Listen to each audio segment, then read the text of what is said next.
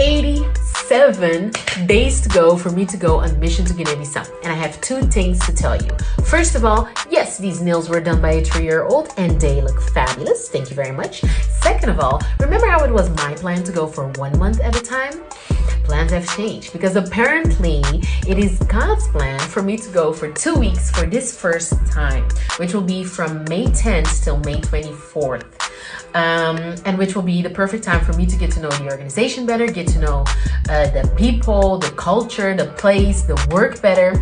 And I believe it will be perfect for me to be better prepared for the next time I go, which my plan is for it to be at the end of the year, the last month of the year. But we'll see how it'll go. We'll see whatever God wants it to be, because that's what we're doing. And I'm literally going with the flow and taking it one day at a time and sharing along as I know more as well. So that's it for today.